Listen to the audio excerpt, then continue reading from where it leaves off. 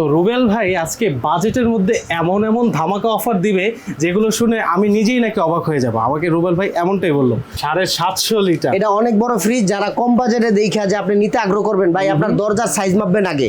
এটা অনেক বড় ফ্রিজ, এটার ভিতরটা দেখেন ভাই, ওরে ভাই তো ভিতরটা দেখেন। বিশাল অনেক বড় ফ্রিজ ভাই, কোনো ফাটা ভাঙ্গা চিরা বা কোনো কিছু নাই। অবশ্য পুরান মাল ভাই, একটু একটু ডিফেক্ট থাকতে পারে, Right. একটু ট্যাপ থাকতে পারে। 100% ফ্রেশ না, না, না। তবে হ্যাঁ, ফুল রানিং। রানিং আছে, হ্যাঁ রানিং আছে, একটু ট্যাপ থাকতে পারে, একটু জং থাকতে পারে, একটু মরিচা থাকতে পারে ভাই। এটারে বলে পুরাতন মাল।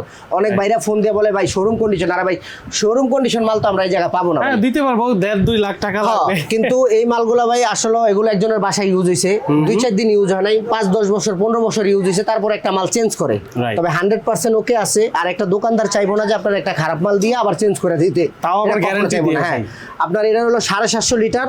দেখেন ভাই কাস্টমার, এই দেখেন ভাই, এখানে কোনো আবরণ দেখা যায়? না, পানিগুলা দেখেন ভাই, এই দেখেন এগুলো সব বরফ এখানেই হয়ে আছে। একেবারে সব শক্ত হয়ে গেছে ভাই, একদম ডাইরেক্ট হাত দিয়ে দেন।